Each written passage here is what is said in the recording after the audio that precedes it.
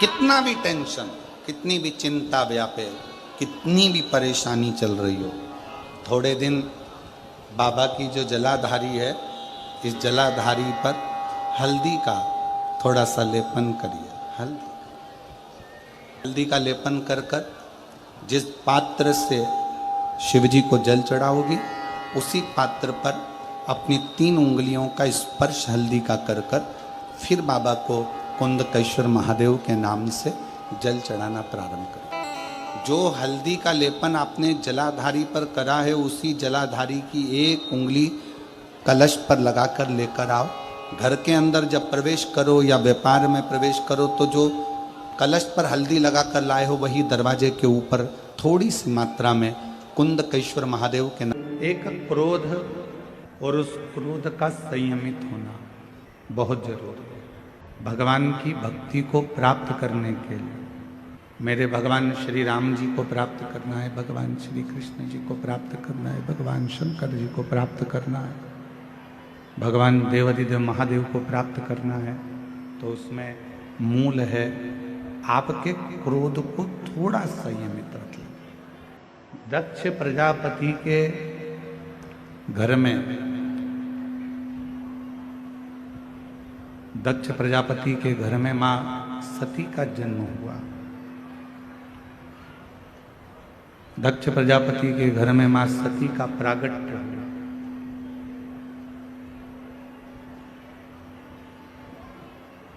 और माता सती का जन्म जब दक्ष प्रजापति के घर में हो गया, मां सती प्रकट हो गई, मां सती का प्रागट्य हो गया। और मां सती जब दक्ष प्रजापति के घर में जन्म ले लेती हैं, प्रकट हो जाती हैं, जन्म धारण कर लेती हैं, प्रागट्य उनका हो जाता है, भगवान देवादिदेव महादेव की वो अर्धांगिनी भी बन जाते हैं। पर अर्धांगिनी बनने के साथ में एक काम मां सती नहीं कर पाई, अपने क्रोध को संयमित नहीं कर पाई। अपने क्रोध को वो काबू में नहीं कर पाई।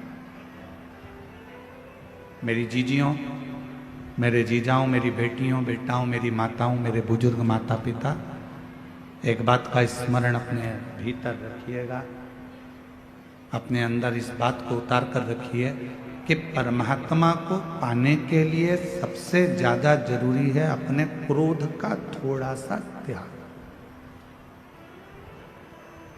अपने क्रोध को थोड़ा सा छोड़ देना, अपने क्रोध को थोड़ा सा त्याग कर देना। शंभो शंभो शंभो शंभो शंभो शंभो शंभो शंभो। अपने क्रोध को थोड़ा सा दूर कर दें। अब अपन सोचें कि क्रोध दूर कैसे होगा, क्रोध को हम दूर कैसे रख सकते। क्रोध समाप्त नहीं होगा। आप सोचो कि क्रोध समाप्त हो जाए, तो क्रोध समाप्त नहीं होगा।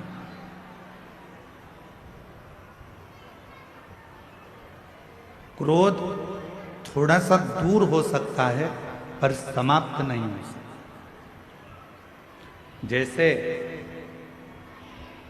चूल्हे के अंदर थोड़ी सी चिंगारी रहती है, वो कब आग बन जाती है मालूम नहीं पड़ पाता। चूल्हे के अंदर थोड़ी सी चिंगारी रहती है, वो कब अग्नि का रूप रख लेती है, कब बड़े अग्नि का स्वरूप धारण कर लेती है, पता नहीं चलता। उसी तरह जब हमारे भीतर थोड़ा सा क्रोध होता है, थोड़ा सा गुस्सा होता है, क्रोध होता है, तो वो एक न एक दिन प्रगट में बहुत बड़ी अग्नि का रूप रख लेता है और बहुत अग्नि का रूप रखकर समाप्त कर देता है। वो सब कुछ समाप्त कर देता है।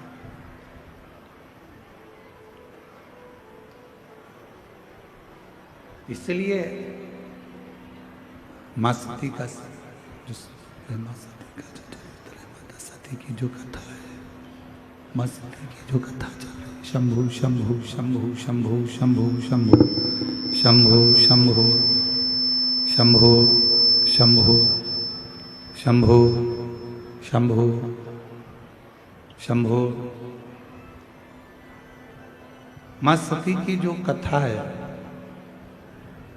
माँ सती का जो चरित्र है, वो हमको ये दर्शन करा देता है कि हमें माँ सती भगवान शिव जी के करीब में रही, पास में रही, नज़दीक में रही, उसके बाद भी माँ सती क्रोध को काबू नहीं कर पाई। जैसे एक चरित्र मिलता है भगवान स्वयं मैया यशोदा और भगवान कृष्ण का।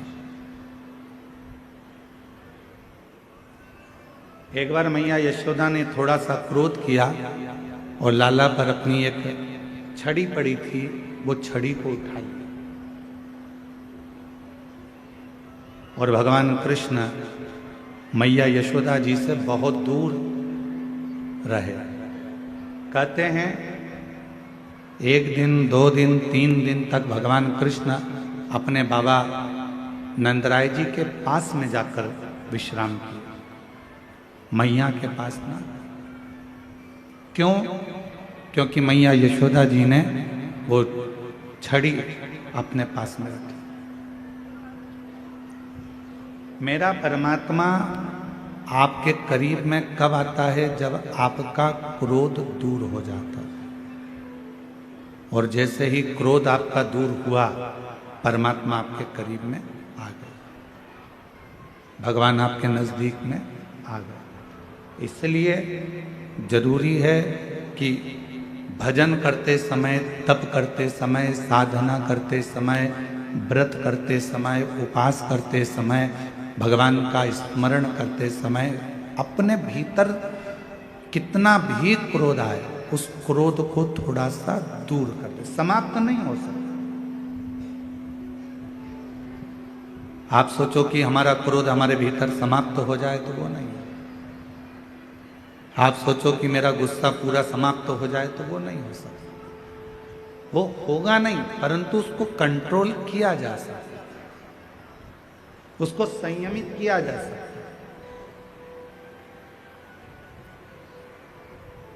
और भोला सब दुख काटो ओ भोला सब दुख काटो। शिव शंकर जपो तेरी माला, भोले बाबा जपो तेरी माला, भोला सब दुख काटो ओ भोला सब दुख काटो। तो क्रोध को संयमित करना जरूरी है। क्रोध को अपनी ओर संयमित करे।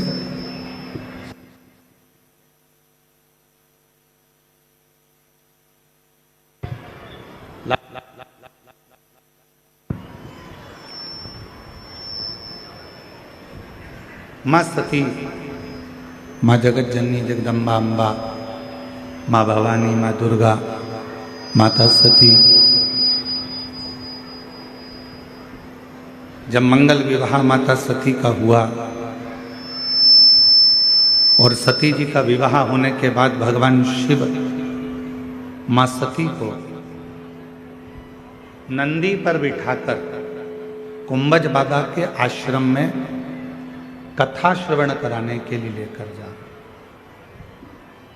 थोड़ा ध्यान दीजिएगा कथा पर।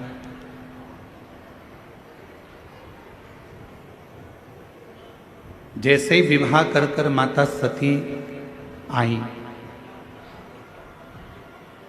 और भगवान देव अधिदेव महादेव ने, भगवान शंकर जी ने, ओघड़दानी ने, भगवान शंभू ने, त्रिकालदर्शी कैलाशी अविनाशी भगवान शिव ने माँ सती से कह दिया कि आपको कुंभज बाबा के आश्रम में हमारे साथ चलना है, अगस्त ऋषि के आश्रम में जाना है। आपको हमारे साथ कुंभज बाबा के आश्रम में चलना है। सती मैया ने कहा ठीक है, अगर आप कहते हो कि कुंभज ऋषि के आश्रम में जाना है, भगवान अगस्त ऋषि के आश्रम में जाना है, तो हम चलेंगे, उसमें क्या। पर पूछा कि कुंभज बाबा के यहाँ जाने का कारण क्या है, क्यों, किस लिए।